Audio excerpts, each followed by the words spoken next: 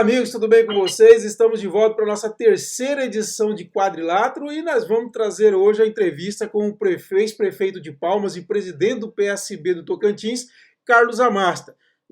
Para entrevistar o ex-prefeito Carlos Amasta, nós vamos apresentar aqui para vocês. Nosso primeiro entrevistador convidado é o economista Francisco Viana Cruz. Ele é ex-presidente do Conselho Regional de Economia do Tocantins, ex-secretário municipal de Palmas de Planejamento e Gestão, professor de Economia do Instituto Federal do Tocantins, mestre em Desenvolvimento Regional e Agronegócio pela Universidade Federal do Tocantins e doutorando em Economia pelos Unicinos, é isso, do Rio Grande do Sul. E o nosso outro entrevistador é o jornalista Luiz Pires, editor do blog especializado em turismo melhorviagemlp.com, diretor administrativo da Associação Brasileira de Jornalistas de Turismo Abrajet e vice-presidente da Seccional Tocantins da Abrajet. E o nosso entrevistado, então, é o ex-prefeito de Palmas, Carlos Amasta, presidente do PRB do Tocantins. Prefeito Carlos Amasta, bem-vindo mais uma vez aqui na nossa conversa. E eu começo pelo seguinte: na eleição municipal agora de 2020, o PSB não teve candidato com mandato, quer dizer, nenhum vereador de mandato na sua chapa. E eu queria que você avaliasse o resultado dessa estratégia que vocês adotaram e se ela pode se replicar na eleição estadual do ano que vem. Cleber, boa tarde. Muito obrigado pela oportunidade. Nem preciso falar o respeito que tenho por você, pelo jornalismo que você faz, e os anos e anos e anos que a gente se conhece e compartilhamos muitas coisas.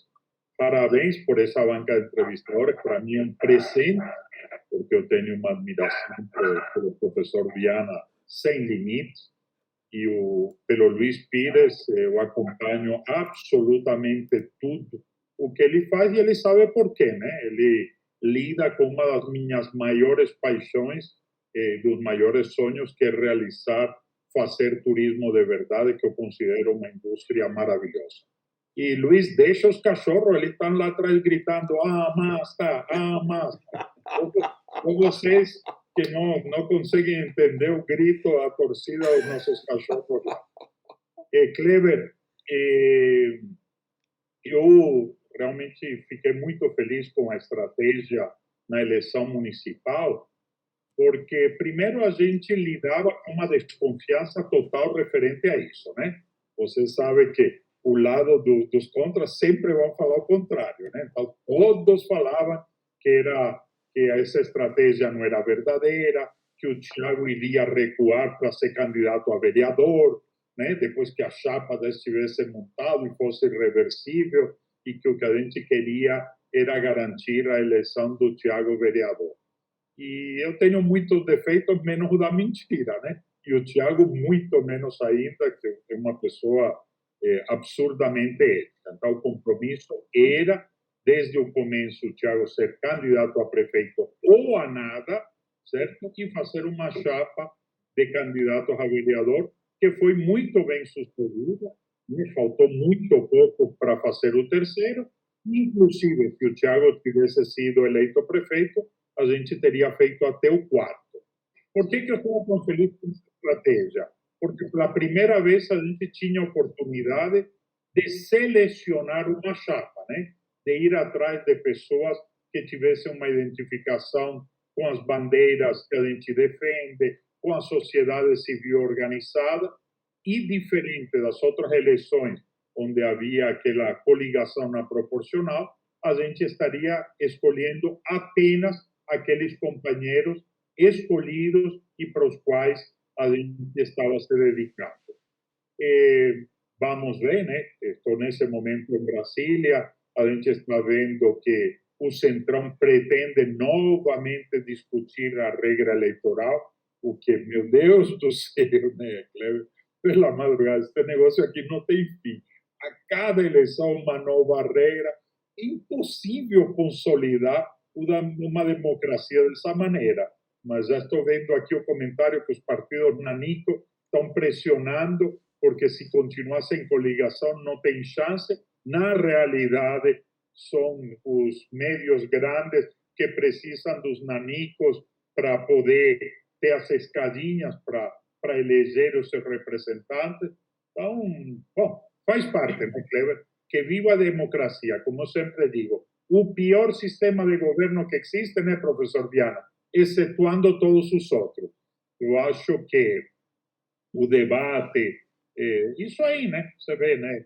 A semana passada, o presidente da Câmara teve que recuar nessa PEC da impunidade porque a sociedade gritou. E eu espero que um dia a gente acorde como sociedade. Eu já acordei, certo? Eu estou há 9 anos me metendo no que não entendi absolutamente nada para discutir a minha cidade, o meu estado, o meu país, e vou continuar fazendo. E tomara a todos que estão nos ouvindo e todas as pessoas que vocês possam influenciar tenham a mesma decisão. Estamos discutindo o futuro do nosso país. Quando a gente está discutindo o futuro do país, não estamos mais nada do que discutindo e batendo o futuro das nossas famílias. Professor Viana. Ok.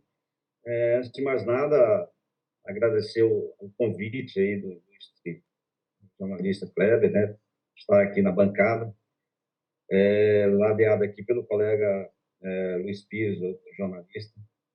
E essa figura aqui, icônica aqui do estado de Tocantins, né, que é o Carlos Amastro, quem já trabalhamos e temos uma admiração. Nesse sentido, é importante, né, quem está nos assistindo, ver essa visão que o ex-prefeito de Palmas tem da política, né, e também do desenvolvimento da economia. E a visão empresarial e a visão do gestor. É isso que a gente, aqui nesse bate-papo, vai tentar explorar. E eu, da minha área, sou economista, e aí eu tenho interesse, né, de ver essa visão do gestor Amasta, né, essa visão da gestão, propriamente dito, e a visão também, por que não dizer, do empresário. Então esse prefeito Amasta, eu perguntaria, fazer uma contextualização aqui para você entender melhor, né, esse cenário que eu quero falar. O Tocantins, né, com suas potencialidades e deficiências, tem no agronegócio o setor mais dinâmico da nossa economia, né? Um estado com recursos naturais, oferta, dizer assim, abundante de energia, mas também com muitos gargalos, né? Dentre os quais a necessidade da ampliação da qualidade da mão de obra, né? Também ampliar esse mercado consumidor, que ainda é pouco desenvolvido, e um setor de transformação ainda incipiente aqui na nossa região. O Estado ainda não conseguiu dar esse salto que se espera para o desenvolvimento, né, que possa avançar no processo de industrialização. Ou melhor, na agroindústria. Os economistas apontam que o Brasil vive um processo de reprimarização da economia, ou seja, desindustrialização.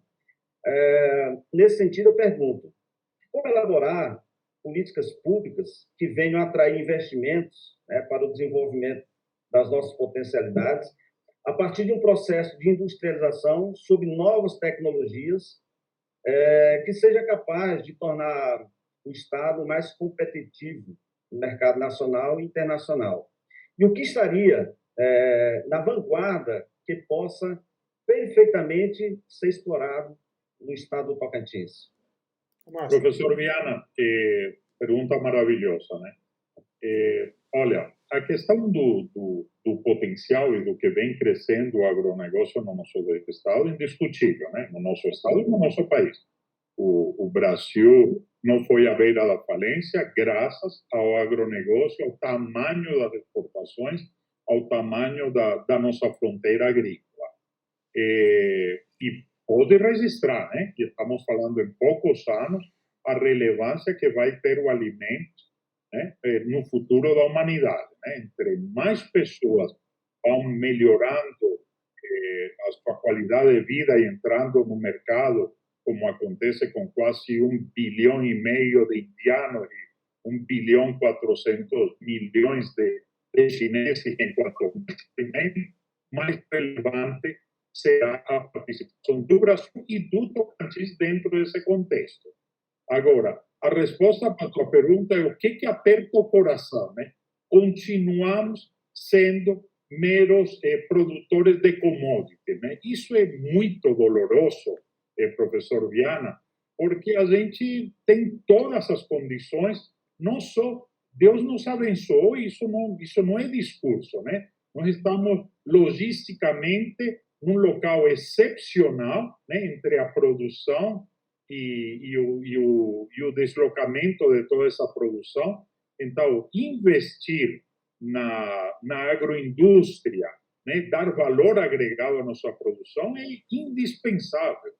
E, sem lugar a dúvida, isso só depende, até hoje, da falta de capacidade dos gestores públicos do nosso Estado. Isso é uma crítica aberta aos últimos governadores que passaram por aí e ao atual governador. Se eu perguntar para vocês três, qual é o projeto que tem para o Tocantins nos próximos 50, 30, 20, 10 anos, a resposta é nenhum. Não existe nenhum projeto de desenvolvimento, um planejamento estratégico do nosso Estado. Gente, sem planejamento não existe vida. Para tudo a gente tem que ter projetos de longo, médio e de curto prazo. E a gente sabe o que precisaria ser feito e, infelizmente, não está sendo feito.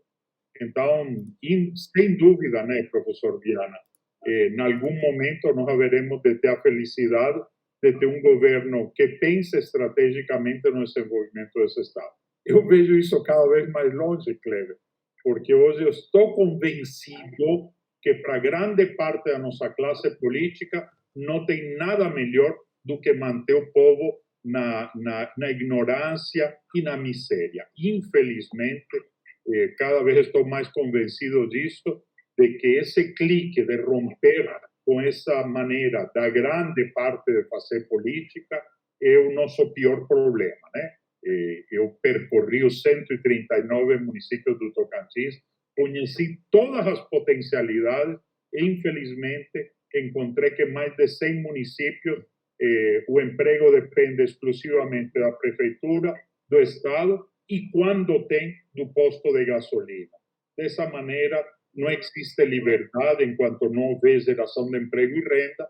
Agora, eu queria entender e ouvir falar dos postulantes à política do nosso Estado, quais realmente têm coragem de quebrar esse ciclo. Quando você quebra esse ciclo, as pessoas escolhem por opção e não por obrigação. Luiz. Eu estou assistindo a aula aqui, quietinho, né? Porque dois professores aí, mas é isso mesmo, a Márcia tem razão. Tem planejamento de longo prazo, a gente fica amarrado, né? Fica sem acreditar o que vai acontecer com esse Estado, com tanto potencial que ele tem. Mas vamos lá para o turismo, né? Planejar para longo prazo o turismo também, né, Márcia? Você investiu tanto nessa área aí, agora vê essa pandemia.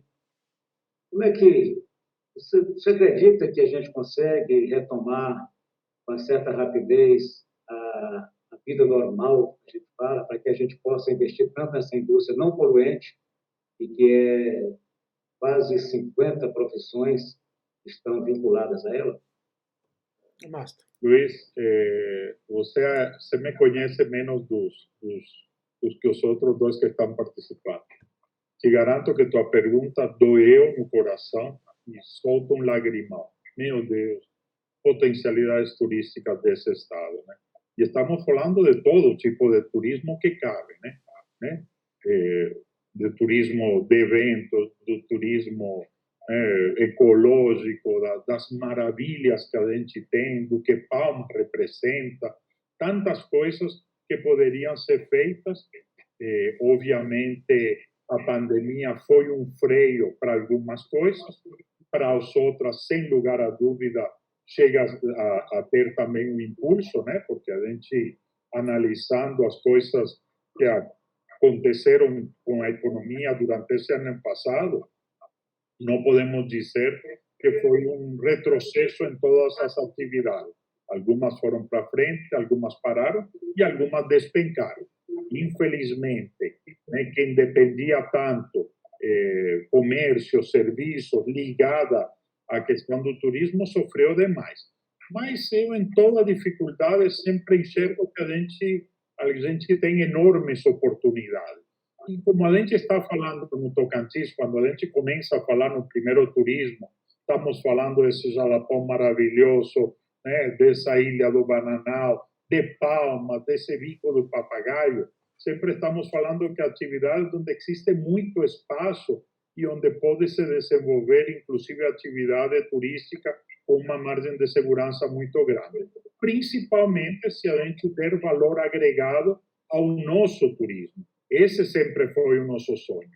Quando a gente incentivou, trabalhamos para que acontecesse aquela novela, mostrasse o Jalapão, suas potencialidades, estávamos pensando nisso, né? Palmas, Portal da Amazônia, entrada a todas essas maravilhas, e a partir de aí poder fazer essas atividades turísticas, né? Sem lugar a dúvida, o turismo de algum tipo de eventos vai sofrer muito, e isso vai ser por muito tempo, né? Porque convenções, etc., etc. É o seguinte, né, Cleber? Hoje, inclusive, de manhã nós estávamos fazendo uma reunião que estava falando isso. O que está acontecendo hoje, essa entrevista virtual que nós estamos fazendo, tudo isso iria acontecer naturalmente daqui a 15 anos. Com certeza, né? A pandemia nos empurrou, né, a antecipar o futuro, né? Você vê hoje o que se desenvolveram todas essas ferramentas, o que cresceu o comércio eletrônico, etc., etc. E hoje estava na sede nacional do partido e estava falando isso, né? Nesses 12 meses que se passaram de restrição, nós já teríamos feito 3, 4 reuniões presenciais, né? Juntando todo mundo no Rio de Janeiro, como fizemos o grande evento da Autorreforma no final de 2019, o Congresso Nacional, etc. Hoje, fica impossível você defender isso, né? Porque a gente está fazendo as reuniões com a mesma qualidade e estamos fazendo de uma maneira virtual. Então, o que esses hotéis vão sofrer, né, espaços de convenções, etc., por essa mudança nos paradigmas, e acreditem, nunca mais volta atrás, né? Quem está saudoso do passado é porque não entende do futuro, né? Já era.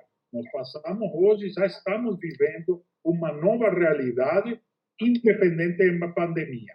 E a gente precisa entender que existe já no mundo uma nova matriz econômica, que, graças a Deus, as potencialidades turísticas do Tocantins estão muito além dessa dificuldade que o setor passa a sofrer. Assim como a gente vê essa dificuldade no turismo de negócio, a gente também percebe a necessidade das pessoas se reunirem, né? Eu vejo que o turismo normal, né, o que a gente conhece como turismo, vai explodir. As pessoas vão viajar mais do que nunca, certo? Só que vão viajar por motivo de lazer, por motivo de familiares, por questões gastronômicas, culturais, etc., etc. Então, existe essa nova mudança de paradigma, mas nós estamos inseridos no coração disso tudo e eu tenho certeza que as nossas possibilidades e potencialidades vão muito além dessa pandemia. Amasta, e a minha missão aqui é mais política, né? Eu sempre, os dois técnicos e eu para a área política. E é o seguinte, você vem de 2 eleições, na verdade, né? Porque você vem uma como candidato e a outra como gestor partidário, né? Nas duas, na verdade são 3 eleições, porque 2 em 2018 e eleição de 2020. Das 2 de 2018 você foi derrotado, teu projeto foi derrotado, e nessa de 2020 também foi derrotado no caso da capital. Para 2022, quais são os planos de Carlos Amasta? Já ouvi falar, por exemplo, de uma candidatura sua a senador, ou você poderia tentar uma nova candidatura a governador, quer dizer, o que tem de definição em relação a isso? Ou como que vai ser tomada essa decisão até o ano que vem? Kleber, perder uma eleição sempre é doloroso, certo? Mas eu não considero derrota, eu considero aprendizado. Você sabe muito bem, você me ouviu isso falar 1 milhão de vezes e sabe que estou falando sério, que em 2018 eu queria ser senador. Era candidato a senador, tinha 2 vagas, tinha uma eleição muito possível. Mas, cara, eu não entrei na política para realizar os meus sonhos. Eu entrei para fazer a coisa certa. E não havia, né, dentro do espectro político, alguém que eu pudesse acompanhar nessa eleição.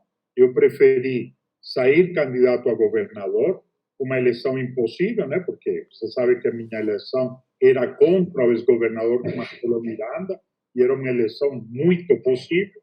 De repente entra essa figura que ninguém conhecia, né, sai da Assembleia, vai para o governo do Estado, contrata 30 mil pessoas, não aparece em debate nenhum e ganhou a eleição. Pronto. 90 dias depois, ninguém ia tirar. Isso é a coisa mais absurda imaginar que depois da suplementar, alguém ia tirar alguém que estava com 90 dias no mandato. O mais lógico era falar, deixa o cara aí, e ninguém sabia quem era. Né? Levamos muito tempo para saber o governador que estávamos elegendo. Então, como diria o saudoso escritor colombiano Nobel de Literatura, Gabriel García Márquez, era a crônica de uma morte anunciada. E eu fui para o patíbulo de cabeça erguida, né?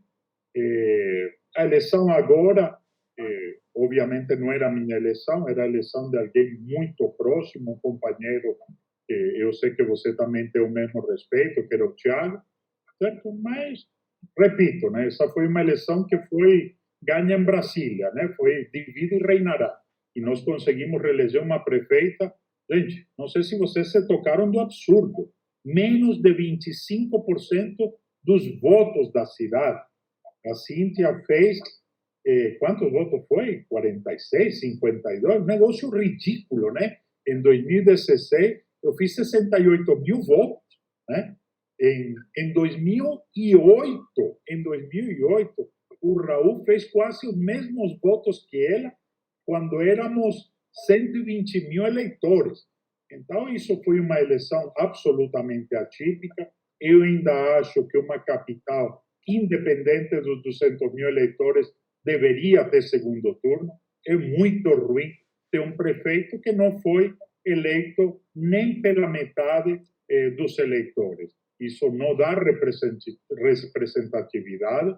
Insisto, como te disse anteriormente, é a regra, é a democracia, é a nossa prefeita, é legítima, mas o poder não emana da maioria, e isso é muito ruim quando você está se dizendo, num sistema democrático, o gestor que representa a maioria.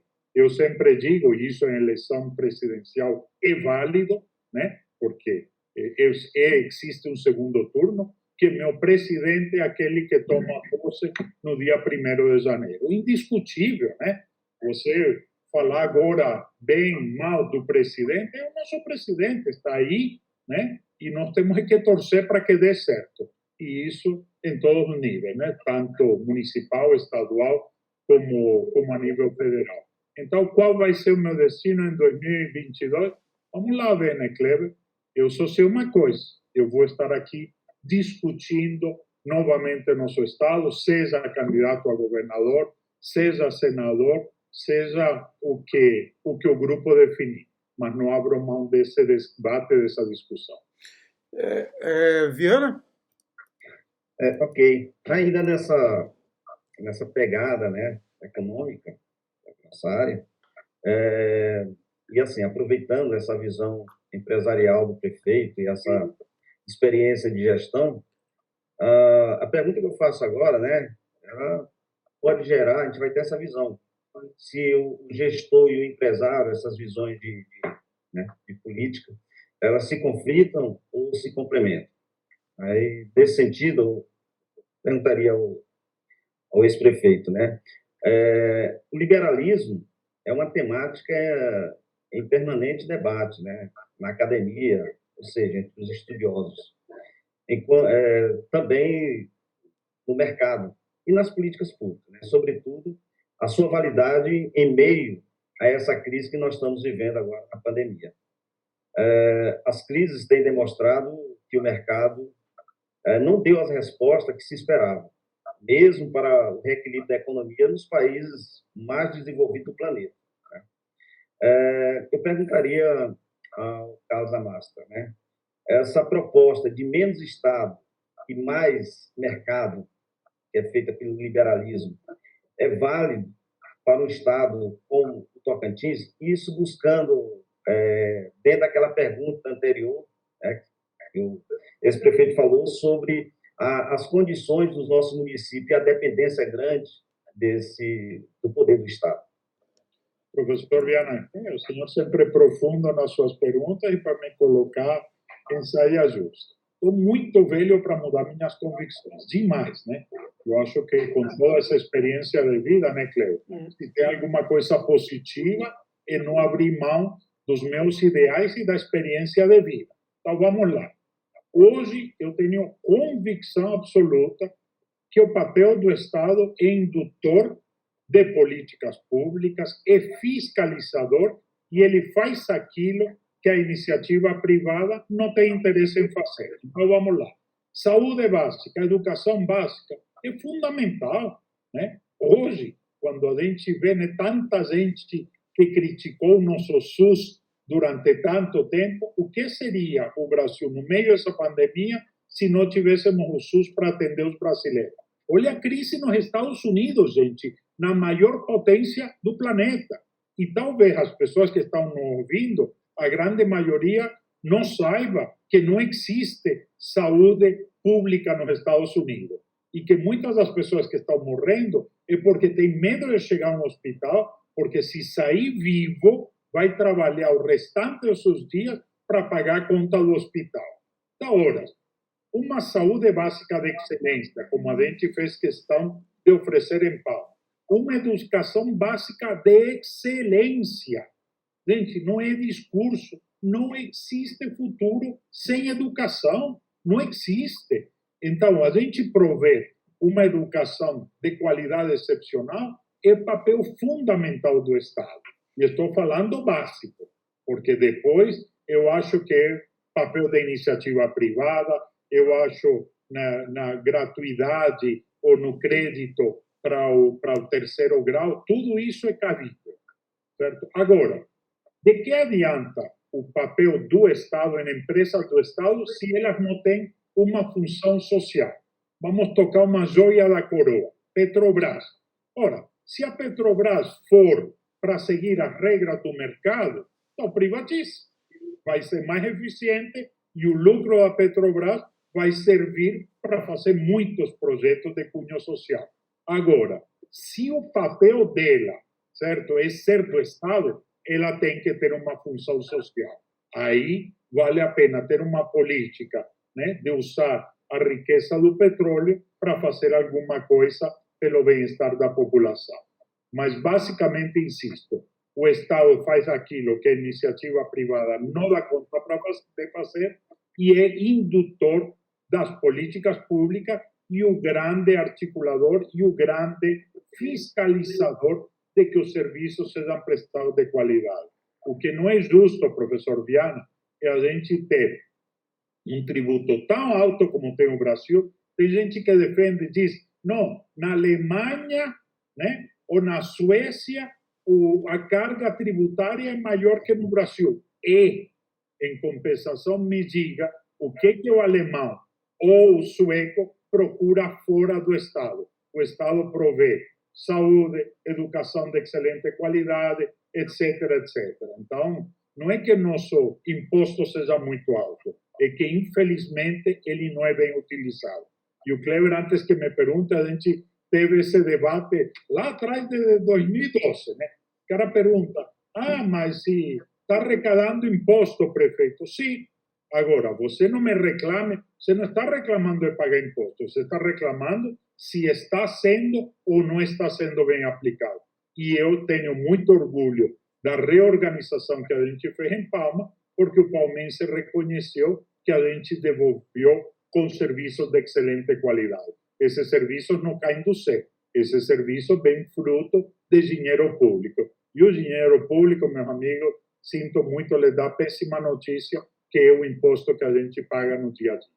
Aproveitando isso, prefeito, rapidamente, então, essa pergunta do professor Viana, sobre a questão da privatização ou terceirização do serviço, como que você vê, prefeito?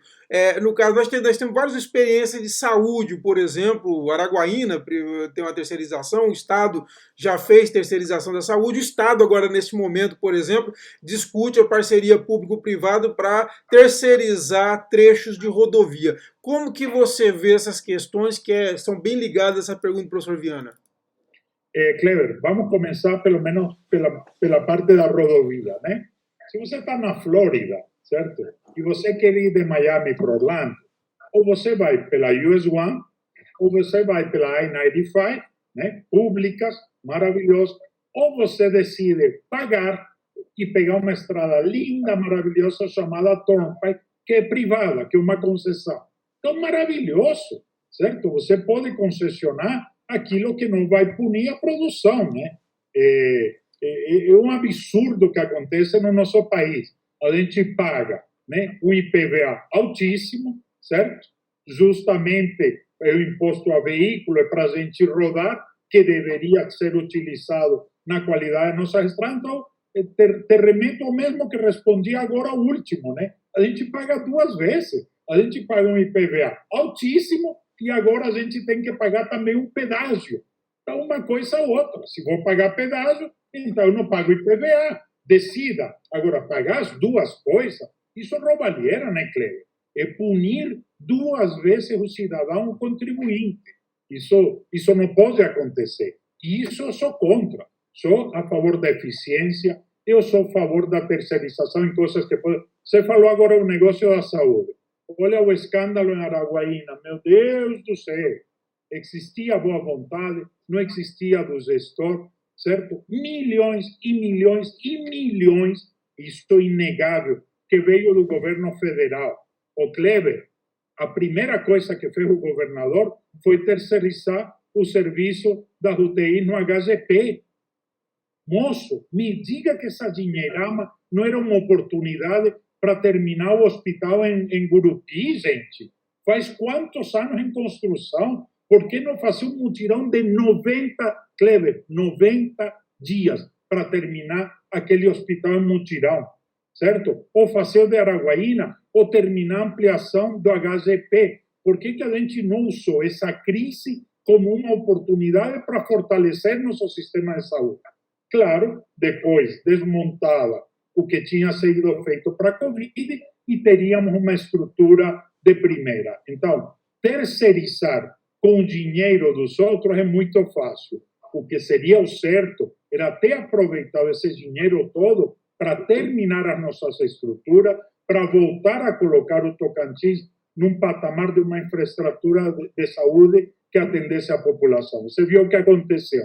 Nada.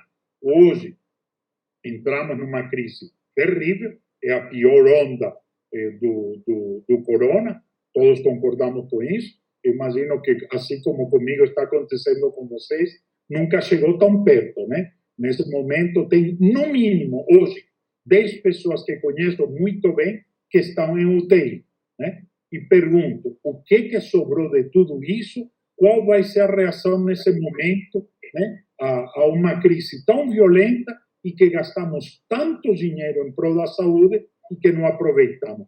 Terceirizar dessa maneira é muito fácil, né? Eu acho que a gente deve terceirizar serviços que não sejam fundamentais nesse momento ou que haja um investimento em troca dessa terceirização.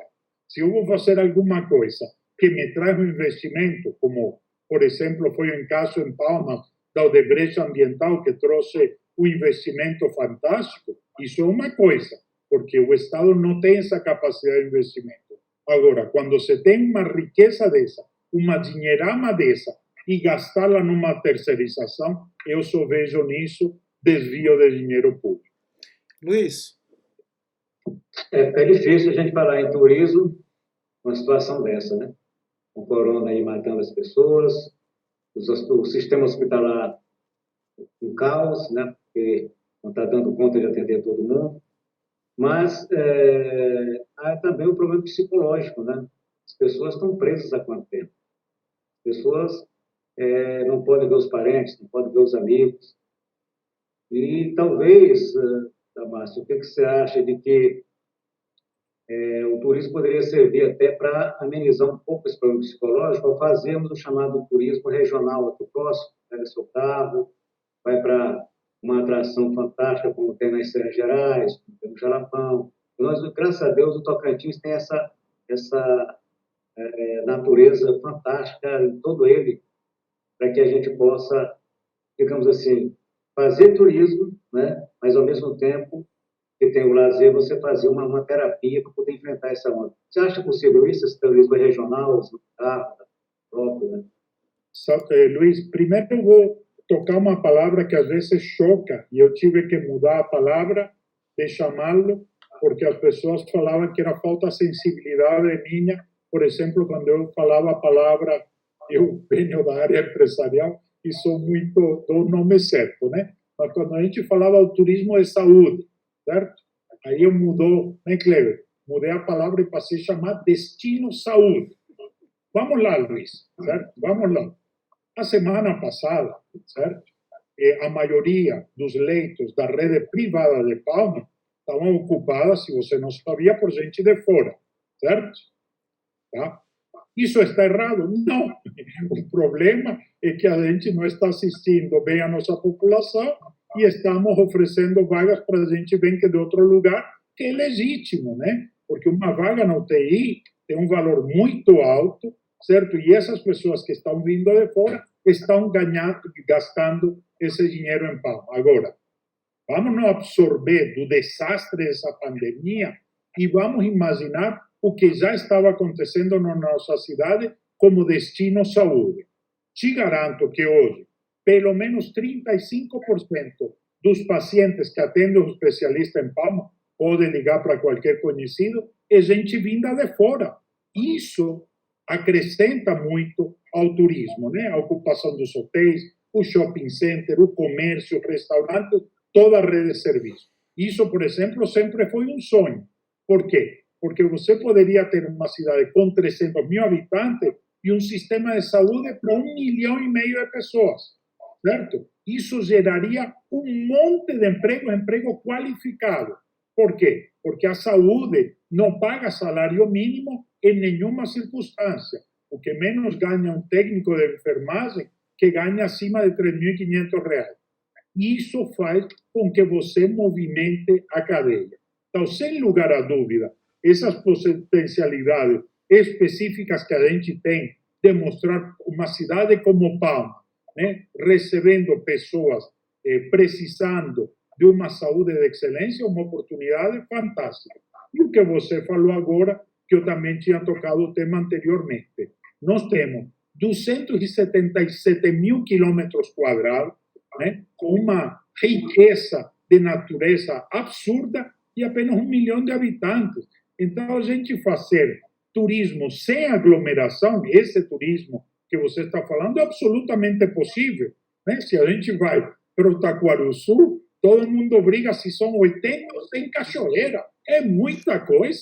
Então, se falar de aglomeração no Tocantins, é sandice, é bobagem, né? Eu posso ter uma massa de turistas distribuída dentro desse estado, obviamente, de uma maneira organizada, responsável, né? Planejada, estratégica, né?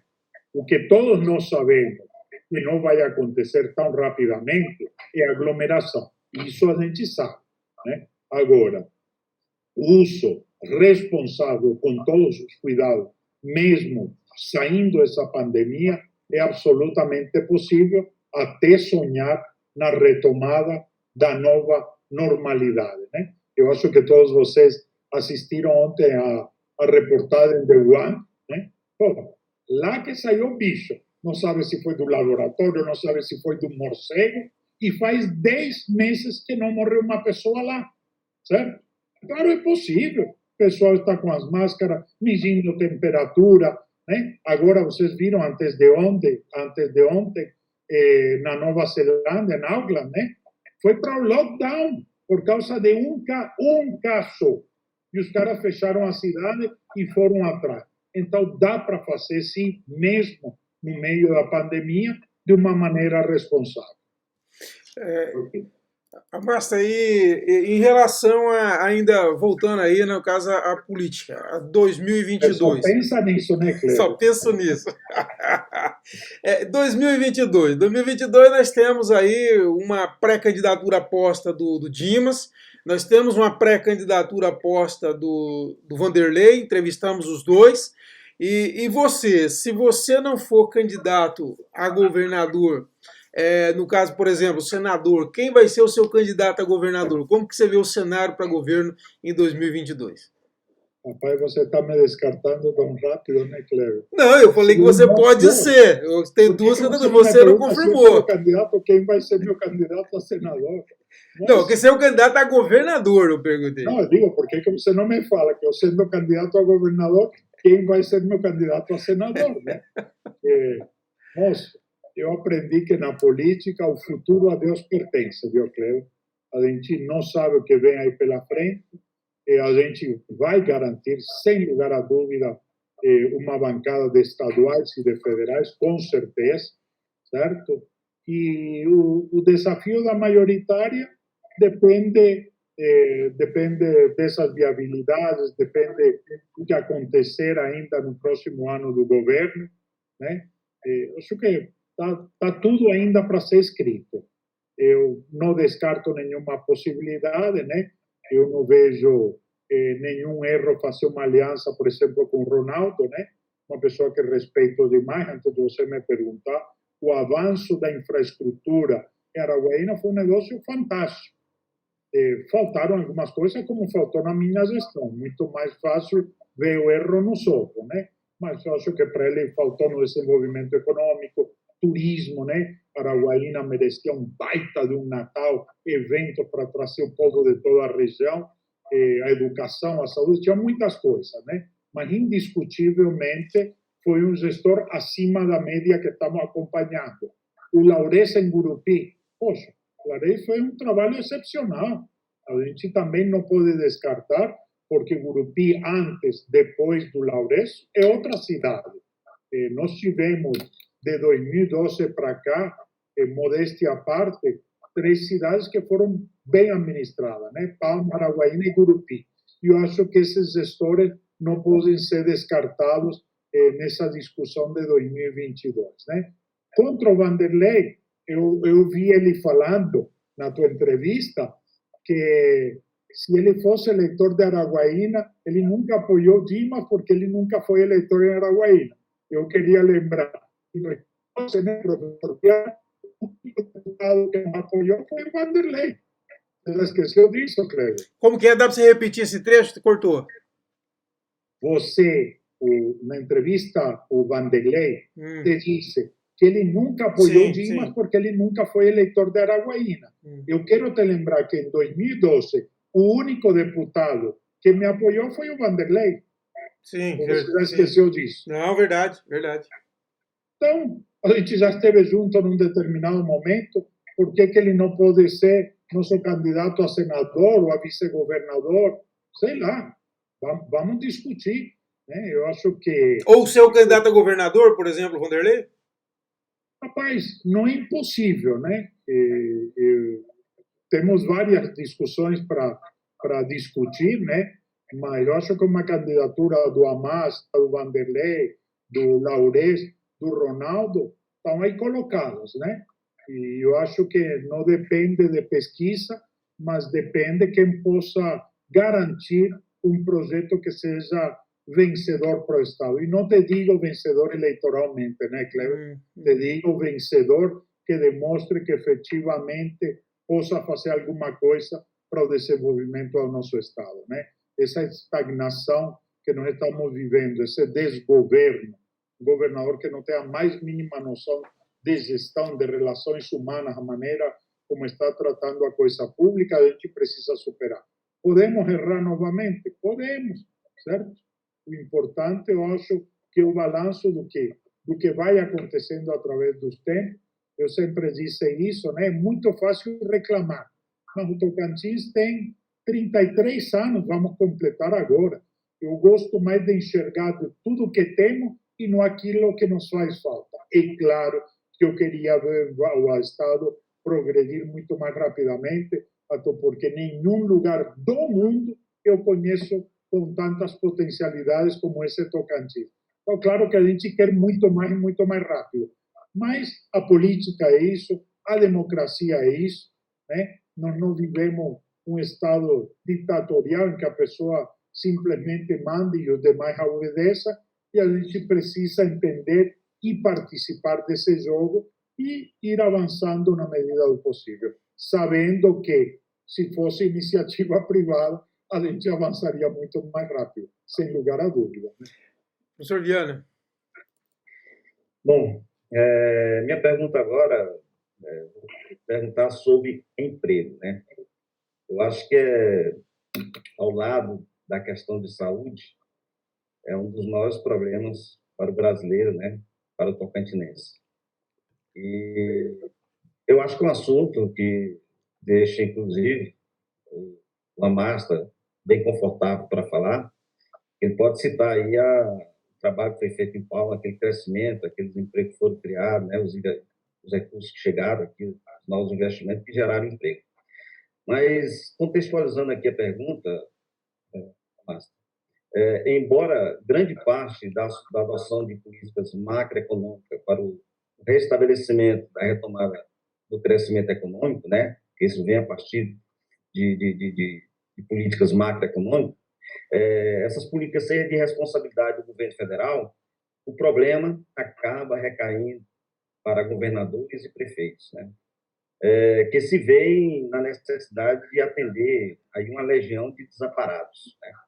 Para você ter uma ideia, atualmente, o desemprego bate aí supera os 15%, né? E quando se amplia isso para os desalentados, chega aí a 20%. E se incluirmos aí os informais, chega a aproximadamente 40% da população ativa do Brasil.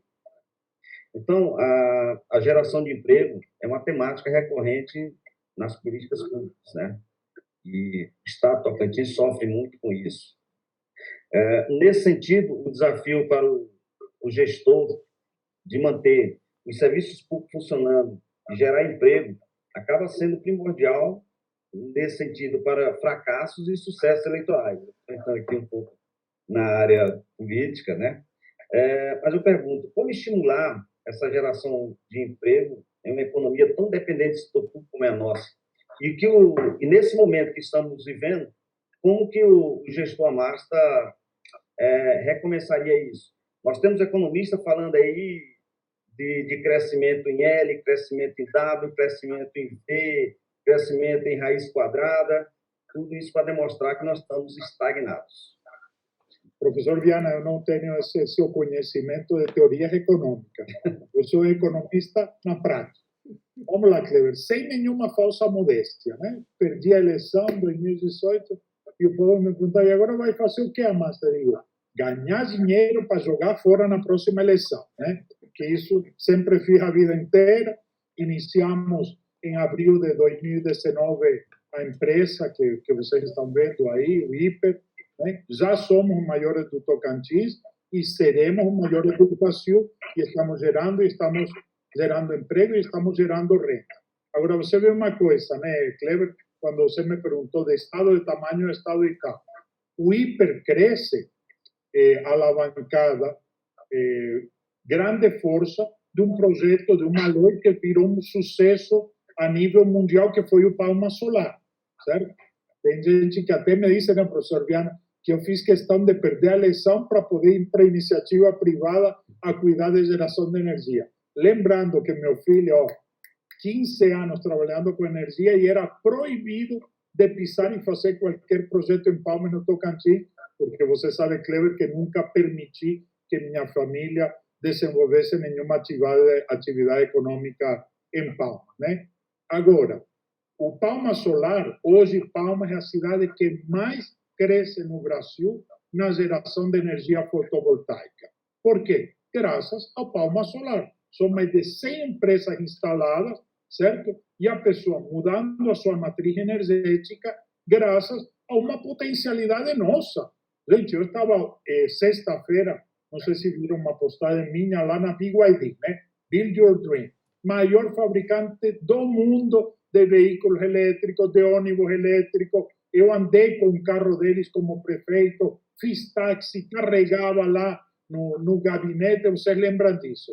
Professor Viana, veja uma coisa, vamos falar de uma especificidade nossa, certo? Temos a maior insolação do Brasil, uma das maiores do planeta. Temos a maior conta de energia, a maior tarifa.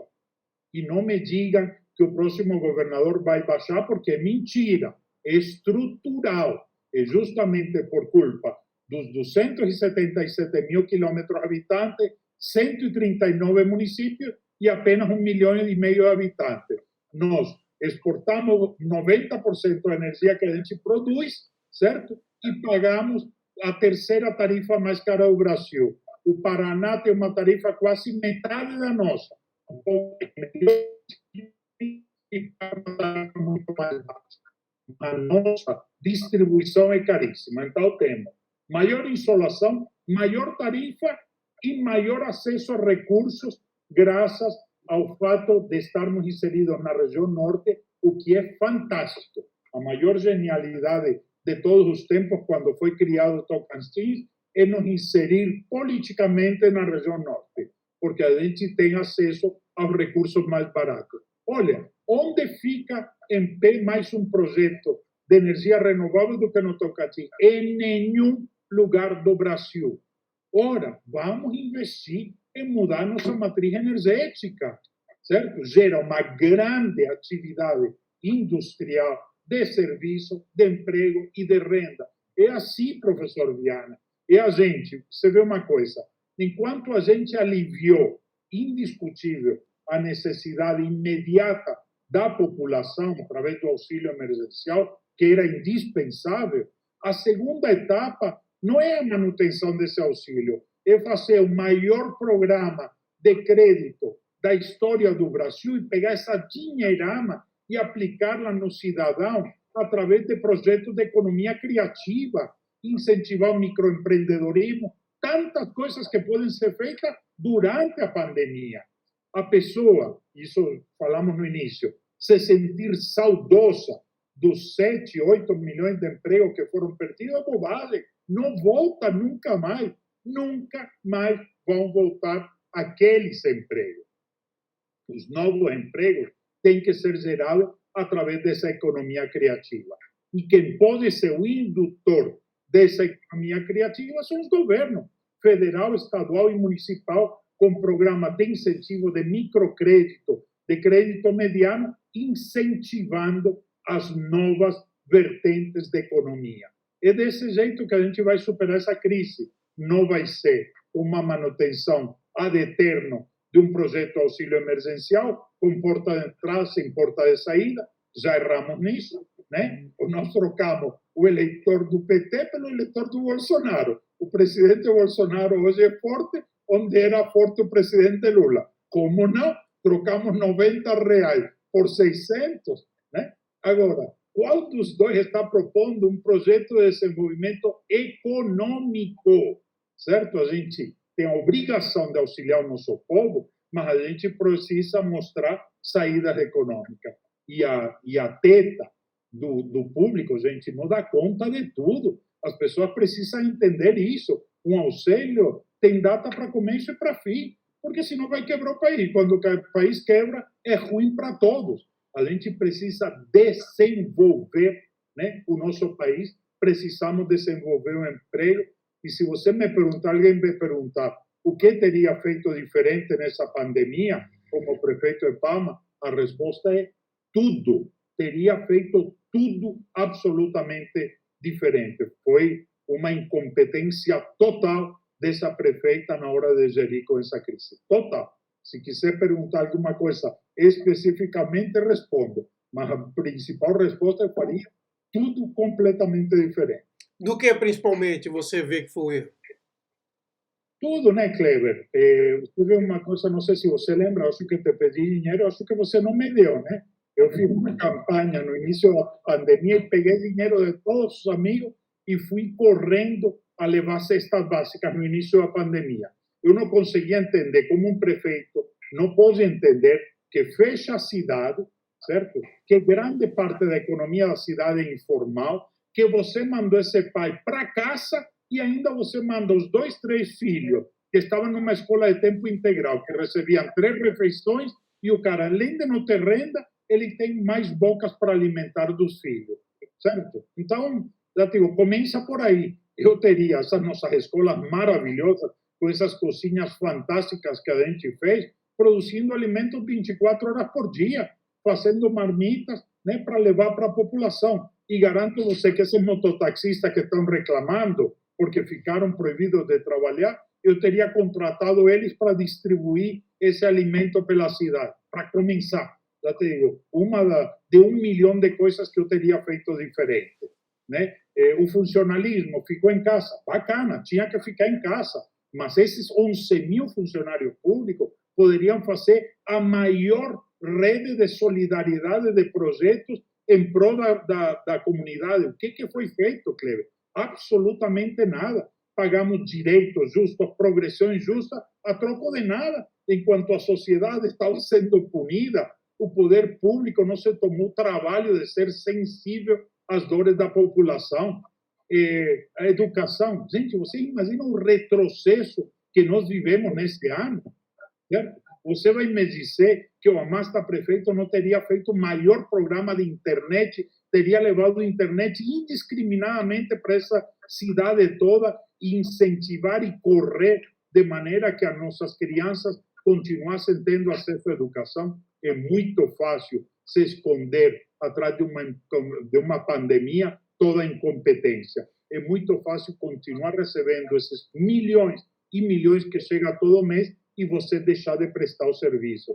O que foi feito com a saúde foi pior ainda. Isso que eu ia perguntar, na semana passada teve aquele debate na Assembleia que os deputados defenderam que a prefeitura deveria ter investido em UTI. Você também acha isso? A prefeita, por exemplo, diz que isso é obrigação do Estado, que não é obrigação dela. Quer dizer, como que você viu esse debate também? Kleber, eu fiquei acompanhando esse debate porque teve gente que me falou, mas o Amasta não fez o hospital municipal. O professor Viana lembra muito bem. A gente colocou esse tema de hospital municipal no início da campanha em 2002 e no meio da campanha eu abri mão. Falando, isso aqui é uma loucura, porque vi que o município não pode suprir as obrigações do Estado. A gente teria que focar em fazer saúde básica de excelente qualidade. E fizemos a melhor disparada de todas as capitais brasileiras. Eu ainda tenho orgulho que todos vocês sabem. As pessoas preferiram uma UPA do que ir no particular. Isso acabou. Então, o discurso da prefeita é fantasioso. A prefeitura tem que investir para fazer UTI? Não. As UTIs são papel de saúde de média e de alta complexidade. Agora, no momento de pandemia, estamos falando de um momento extraordinário, que ela declarou uma emergência sanitária, que vieram milhões e milhões de reais. Kleber, eu peguei o telefone e telefonei para Henrique Prata, presidente do Hospital do Câncer e do Hospital do Amor. Disse, Henrique, em que estágio está a tua obra? Me disse, prefeito, está pronto. Se o município ou o Estado me pedirem, certo? A sessão imediatamente será feita. Porque era melhor. Olha a falácia da prefeita, dizer que ela cadastrou, requeriu UTIs, vagas de UTI da rede privada. Ué, rapaz, se você, primeiro, que requerer é uma coisa, pagar é outra. E segundo, você ocupar a capacidade instalada, não está fazendo benefício nenhum. Está simplesmente tirando vagas do privado e passando para o público. Os doentes passam a ser exatamente os mesmos. Agora, ter feito, por exemplo, uma parceria com o Hospital do Amor, né, e ter ajudado a montar lá, né, num hospital de campanha, né, gente? Por favor, jogar dinheiro fora para montar uma estrutura para depois montar. Agora, dentro do Hospital do Câncer, Hospital do Amor, que é estratégico para o desenvolvimento da nossa cidade, fazer uma parceria e montar um grande número de UTI aí, e quando passasse a pandemia, entregar isso para que o Hospital do Amor administrasse, isso era obrigação, para isso foi o dinheiro. Então, se esconder atrás do que é ou não é a obrigação, é falácia e incompetência total. Tá certo. Luiz, para encerrar, o Luiz faz a última pergunta. Ok. Você está falando em saúde, né, Márcio? A Márcia dá uma olhadinha aí. Já estamos falando em saúde, né? Ele falou sobre não seria um turismo de saúde, né, mas que se fortalecesse isso, não só em Palmas, mas Urupi e Araguaína, o sistema de saúde. E também o educacional, nós teríamos, né, também a educação, que realmente Palmas hoje é um centro educacional importante, Urupi, Araguaína. Isso aí geraria também uma renda muito grande, né, Márcio, com as kitnets alugadas, com os restaurantes, com os supermercados, com essa levantada toda que está aí, e o pessoal que vinha para cuidar da saúde também gastando não só nos hospitais, mas também com hotéis e tudo mais. Seria também uma saída para fortalecer a economia, não é? Sem dúvida. Luiz, é um potencial enorme. Eu sempre me baseio em experiências anteriores, viu, Cleber? Quando a Colômbia vivia o pior momento, era considerado uma guerra civil, que aquele país vivia de bandidagem, de tráfico, de paramilitares, de tudo aquilo. Eu lembro como sobreviveu a questão da medicina, né? Porque o Instituto Barraquer, o Instituto de Oftalmologia mais famoso do mundo da Espanha, tinha uma filial em Bogotá. Moço, aquilo lá era impressionante, o movimento de pessoas em torno da qualidade da oftalmologia desse procedimento na Colômbia. Isso, durante muitos anos, foi uma referência, como para o Brasil foi a plástica com Pitangui. Imagine quantos turistas trouxe, quantas pessoas endinheiradas para isso. E só para arrematar, viu, Luiz? Obrigado, porque a pergunta concatena com o que eu estava falando. Cleber, ao invés de fazer um hospital municipal e fazer o que não corresponde, tinha que terminar aquilo que nós iniciamos, que foi dar o apoio ao Hospital do Câncer, que foi aprovar os projetos, a área, tudo para o hospital universitário, que já estava com recursos garantidos para a parte de projeto e que tem que mexer a bancada para ser instalado, para trazer os hospitais privados para dentro da cidade. Quando você tem uma estrutura dessa, você, como prefeitura, você pode conveniar, certo? Para você ter um atendimento de excelência para a população. Vou colocar um caso específico, por exemplo, veterinário, né? Eu sempre me resisti à pressão de fazer um hospital veterinário. Pô, eu adoro animais, adoro. Agora, eu não posso despendir dinheiro público quando eu tenho uma sociedade tão carente para atender. O que a gente fez? O maior apoio para que a UBRA e a Católica fizessem os seus hospitais veterinários e que pudesse o município conveniar com eles de maneira que o público fosse atendido dessa maneira. Essa é a maneira que eu enxergo que a gente pode entrar naqueles temas que não são obrigação ou que não são fundamentais. Assim como estou falando do veterinário, que não é fundamental, assim falo da média e alta complexidade, que não é obrigação. O fato de não ser obrigação não quer dizer que não seja responsabilidade do prefeito. Tá certo, então. Prefeito Carlos Amassa, muito obrigado por ter atendido a gente. Foi um prazer novamente conversar com você.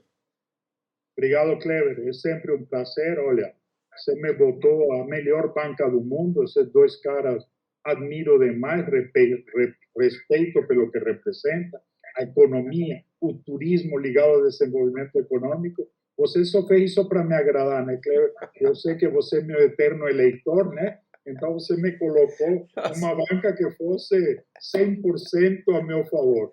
Muito obrigado pelo carinho, pela participação dos dois. E nem preciso falar, né, gente? Onde houver debate, onde houver projeto de desenvolvimento de futuro para Palmas e para o Tocantins, podem crer que aí estarei sempre presente.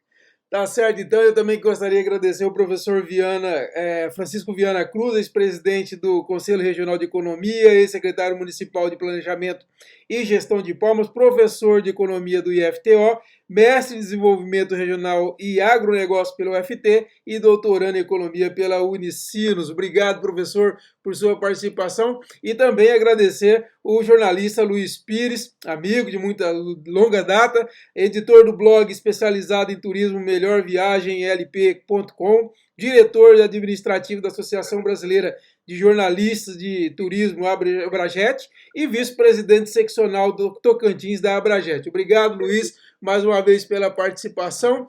E a você nós agradecemos mais uma vez por acompanhar e nós voltamos semana que vem com outra importante personalidade aqui no nosso quadrilátero. Um abraço a todos e até a próxima.